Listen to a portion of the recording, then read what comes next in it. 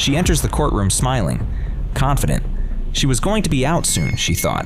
17-year-old Sarah Grace Patrick believes she'll walk out on bond. Her lawyers paint a convincing picture, a harmless teenager, someone who couldn't possibly harm anyone, let alone commit the crimes she faces. Family members nod in agreement. Her grandfather insists on her innocence. There's no real evidence that says she did do it. Her father promises she's never shown a single red flag. If they say they have a mountain of evidence, that folder was pretty thin. She unravels on her social media.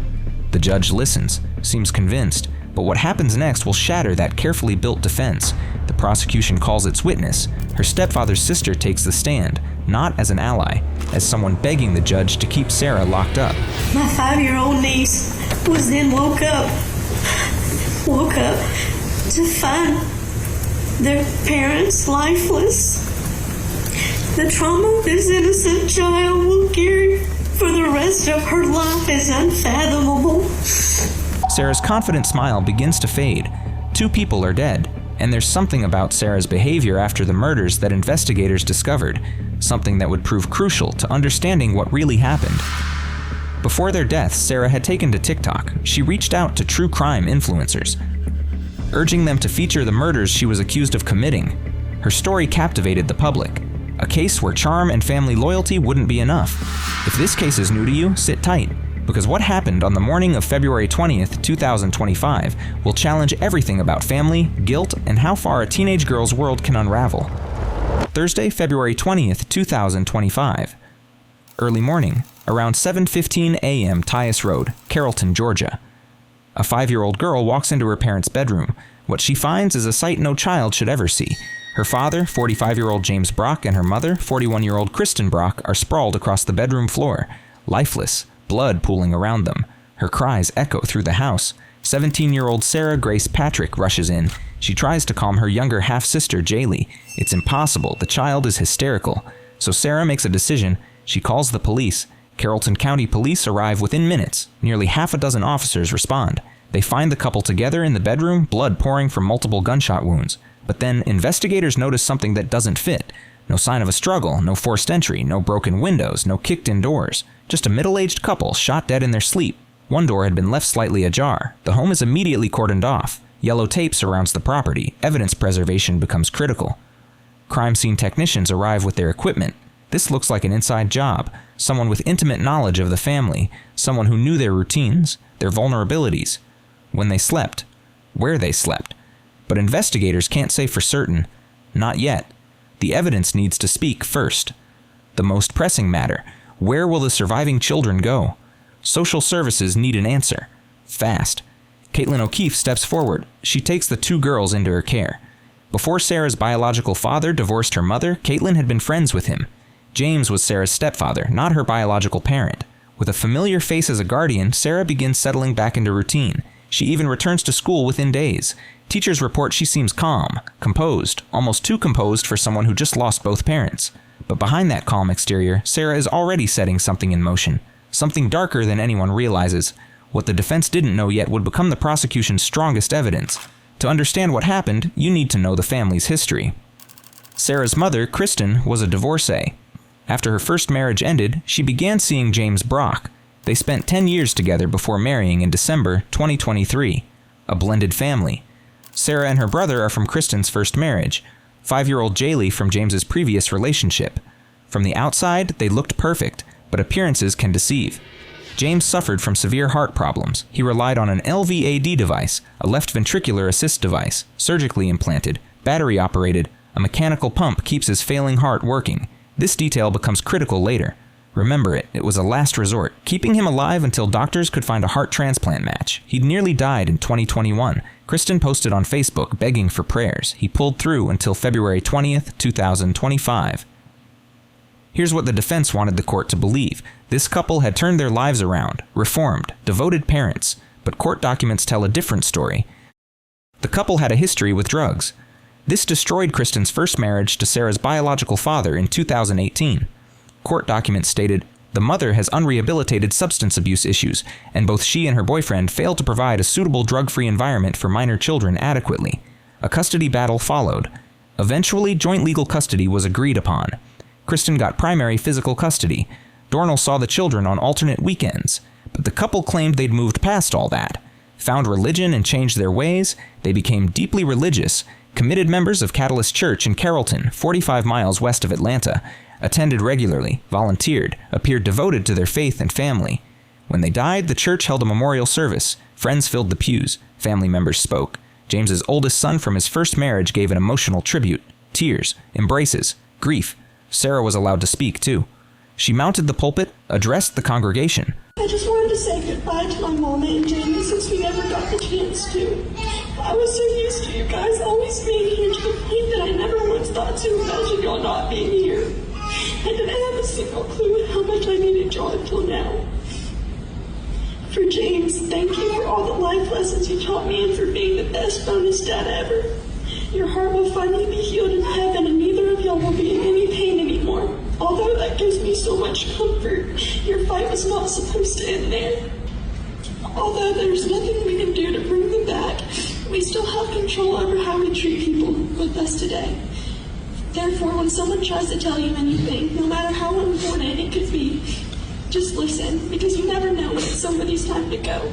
You can say goodnight and wake up a few hours just to find out they aren't there, despite their joy and their love. So just listen and never take a hug or anyone or anything for granted and love with all that you have in you like they did. Watch the video closely. Everyone else who speaks that day struggles. Voices breaking, tears streaming, genuine raw grief pouring out. Sarah, no tears. Her voice stays steady, controlled, too polished, too collected. For someone who just lost both guardians, the two people raising her, her composure is chilling.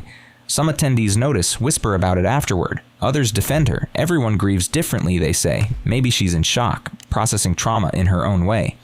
Then, investigators discovered something that changed everything. Before the murders, Sarah had a TikTok account. Like most teens her age, she spent hours scrolling, watching videos, creating content, and following trends. She particularly loved true crime content. Spent countless hours watching cases unfold, mysteries solved, killers caught, evidence analyzed. She knew the genre inside and out, the tropes, the patterns, the way investigators work. But after her parents died, Sarah started doing something strange, something that would catch investigators' attention and become central to the prosecution's case. She started messaging true crime influencers, multiple creators, dozens of messages, all with the same goal, all follow the same pattern. She wanted them to cover her parents' case, the murders she was accused of committing. She pitched it like a story, like content, like entertainment. Think about that for a moment. Court documents revealed that Sarah sent several messages to different creators across multiple platforms, TikTok, Instagram, YouTube. The messages were eerily similar, almost like she'd crafted a template. One creator received this message from Sarah. "Hey, I was wondering if you would be able to cover my parents' murder case. It's super interesting and I think your audience would love it." Super interesting. Those were her words. About her parents' murders. About the people who raised her, who fed her, who put a roof over her head. The creator was disturbed, deeply uncomfortable. This wasn't a normal request. This was someone allegedly grieving their parents, treating their deaths like entertainment. Like clickbait, like content to be consumed. The creator reported it to the authorities immediately. Screenshots were taken, every message preserved, every timestamp is documented, turned over to investigators who were already building their case. Other creators came forward with similar messages. Sarah had been busy, systematically reaching out, building a campaign, trying to control how the story was told before anyone even knew she was a suspect. The defense claimed Sarah was simply seeking answers, trying to understand what happened to her parents, processing grief through familiar channels. True crime content had always interested her. This was just her way of coping. Prosecutors saw something else entirely, a calculated move, someone who wanted control of the narrative. Someone was managing their public image before charges were even filed. The messages showed awareness, understanding of how these cases work, how public opinion forms, how narratives spread. This wasn't grief. According to prosecutors, this was damage control. Investigators began piecing together what happened that morning. The timeline, the sequence of events, who knew what and when. Sarah told police she'd been asleep the entire time, didn't hear anything unusual, woke up to her little sister's screams. She claimed she hadn't heard any gunshots, but what destroyed the defense was what came next. Remember that LVAD machine from earlier? Here's why it mattered. Sarah admitted she heard the machine's alarm, the loud, persistent beeping. LVAD devices have built-in alarms, critical safety features. They activate when there's a major change in the patient's condition. Power disconnection, battery failure, internal bleeding, cardiac arrest. The alarms are designed to be impossible to ignore. They start at a moderate volume, then escalate, louder and louder, more urgent, more insistent. The severity of the sound matches the severity of the problem. According to Sarah's official statement to investigators, she went to sleep around midnight on February 19th. She heard the LVAD alarm somewhere between 11:40 p.m. and 11:50 p.m., 10 to 20 minutes before she claimed she fell asleep. She heard a critical medical alarm from her stepfather's life-saving device, a device keeping him alive. She didn't get up to check, didn't go see if he was okay, didn't alert her mother, didn't call for help, just went to sleep. Let that sink in. But the contradiction gets worse. Sarah claimed she heard the loud medical alarm from a life-threatening device malfunction, heard it clearly enough to remember it, mentioned it specifically in her police statement, but didn't hear gunshots, multiple gunshots, fired inside the same house just down the hall. Defense attorneys claimed deep sleep, exhaustion from the day. Teenagers sleep heavily, they argued. It's scientifically documented. Their circadian rhythms are different, but evidence suggested something else, that she knew exactly what was happening, because she was the one making it happen. This wasn't the only contradiction investigators would uncover, but there was something else the defense didn't know yet, something that would seal Sarah's fate. Forensic analysis of the crime scene revealed additional details: ballistics, blood spatter patterns, trajectory analysis. The killer had stood close, very close. This wasn't a random shooting from a distance.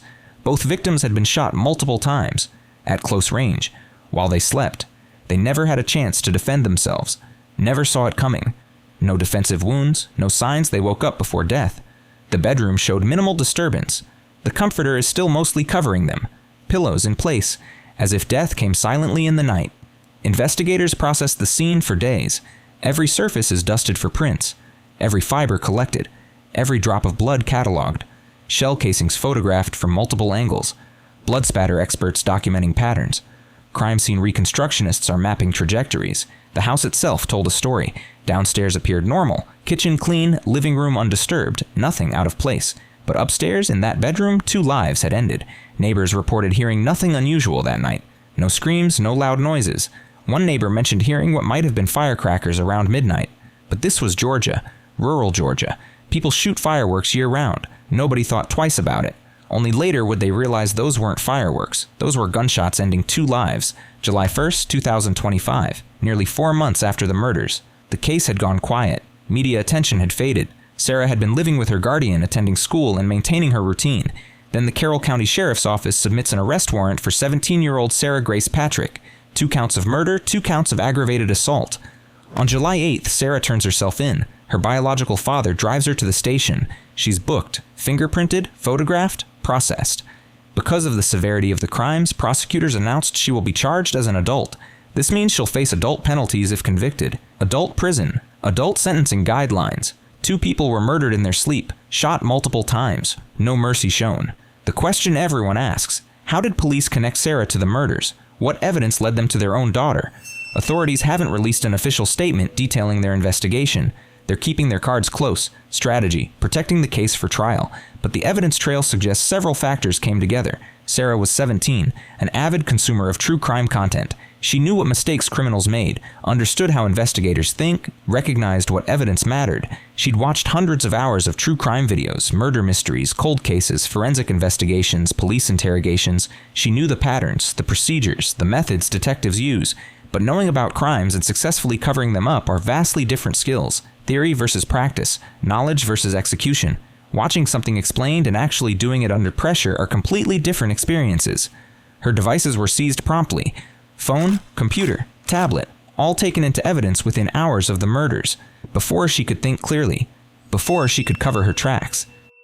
She likely didn't have time to delete critical information. Digital forensics experts went through everything: search history, text messages, social media, deleted files recovered. Nothing escapes forensic analysis. Modern digital forensics can recover almost anything.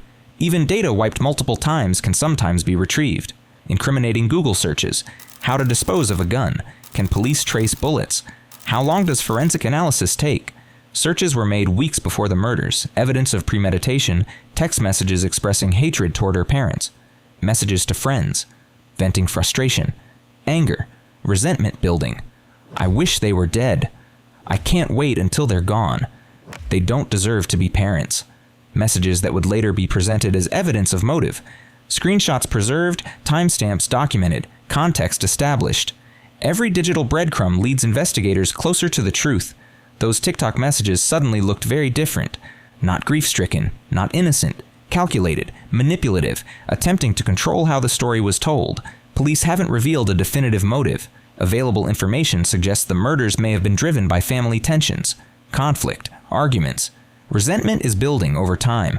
One neighbor, when interviewed by local news, shared something important. Kristen had confided in having trouble with Sarah.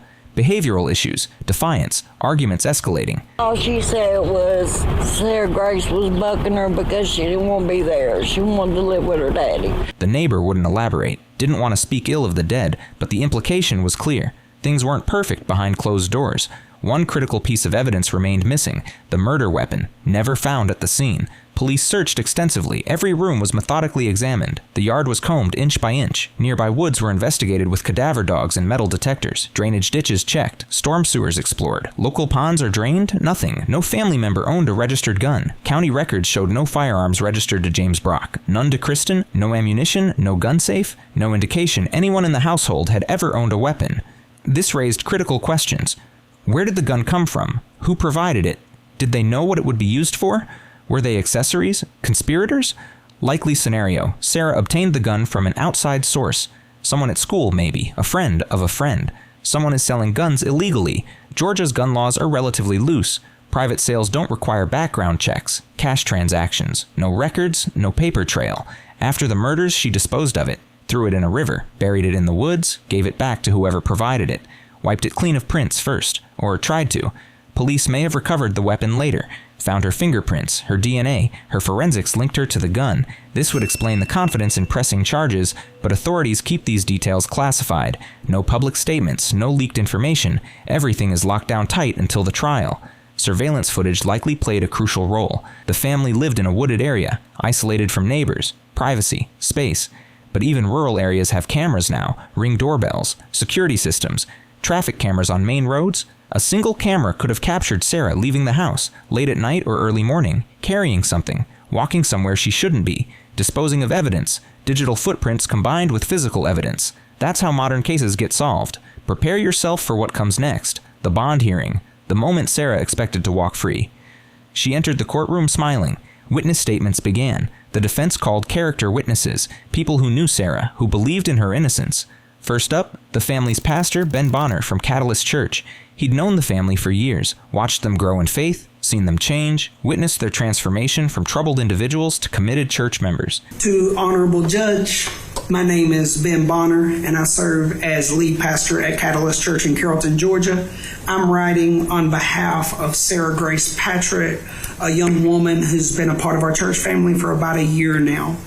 Sarah Grace first came to Catalyst around a year ago. From the beginning, she was eager to grow in her faith and get involved. She made a personal decision to be baptized not long after attending, and has stayed consistently connected to the church ever since. She didn't just show up on Sundays. She came during the week as well, asked questions, served, invited others, including her boyfriend at the time, and clearly found a place where she felt at home. Throughout the past year, and even through the challenges of this year, she has continued to attend services regularly. She and her family often travel over an hour just to be with us. I've spoken and prayed with Sarah Grace many times throughout this season. Her commitment to staying grounded in her faith and connected to a healthy community has remained steady. She's even called from jail multiple times so I could pray with her. Her father has also become an active part of the church. He was baptized recently, and he still comes to services faithfully. If it's possible and the court sees fit to grant Sarah Grace bond, we would gladly continue to walk alongside her as a church. We believe having her with her family and church community is an important part of her support system. We're committed to loving her well, encouraging her, and helping her continue on a positive path. Next came Caitlin O'Keefe, the woman who took Sarah in after the tragedy, who saw her every day, who knew her routines, her habits, her behavior in the aftermath. Did you have any disciplinary problems or any type of issues with Sarah while she was at your house? Not even one, honestly. I've had some teenagers and one that gave me a hard time, and Sarah was a pleasure. she was easy. O'Keefe testified, "I've seen no indication that this girl could do what she's accused of. She's been nothing but kind and cooperative. She helps with dinner, plays with the younger kids, does her schoolwork. She seems like any other teenager going through a terrible tragedy." The testimony seemed sincere, heartfelt. O'Keefe genuinely believed in Sarah's innocence, saw no warning signs, no red flags, nothing that suggested violence or deception. Other witnesses echoed similar sentiments. Teachers, friends, family members all describe a good kid. Someone who made mistakes, maybe, but nothing violent, nothing murderous. A normal teenager, maybe troubled by her family situation, maybe acting out sometimes, but not a killer. A teacher testified about Sarah's classroom behavior. Quiet, attentive, turned in assignments on time, participated in discussions, helped other students. Never any disciplinary issues. Never any concerning behavior. A friend testified about their relationship. Years of friendship, sleepovers, study sessions, normal teenage girl stuff, shopping, movies, social media, nothing raised concerns. Sarah seemed normal, happy even, at least on the surface. Sarah's defense was building momentum. The judge listened intently, taking notes, considering every word of testimony. The defense table showed cautious optimism. Maybe this would work. Maybe a bond would be granted. That's when the prosecution revealed something that would change everything. The courtroom's entire tone shifted when Kim Bowling took the stand. James's sister, the victim's family, is speaking. Not character witnesses for the defense, but voices for the dead. My name is Kim Bowling, and I'm Jamie's sister. I want to thank you for giving me the opportunity to speak today. Since this tragic day, my brother Jamie and his wife Kristen were taken from us. I have become their voice, as they no longer have one. She struggled to speak. Her voice broke every few words. Tears streaming. Real, visceral grief. The kind you can't fake. The kind that comes from genuine loss. I would like to share how this brutal tragedy has affected me. I not only lost my brother, but also my sister-in-law in the most horrific way imaginable. Every night I lay awake, unable to sleep, haunted by the thought of what my brother Jamie and Kristen might have experienced in those final moments. With the possibility that they were awake when the defendant entered their room with a gun, and I imagine their terror in their final breaths. According to court testimony, Bowling described how her brother's murder had devastated their family. How would his children grow up without a father? How birthdays and holidays would be forever marked by his absence. How his mother lost a son. How their entire world had been destroyed in one violent act.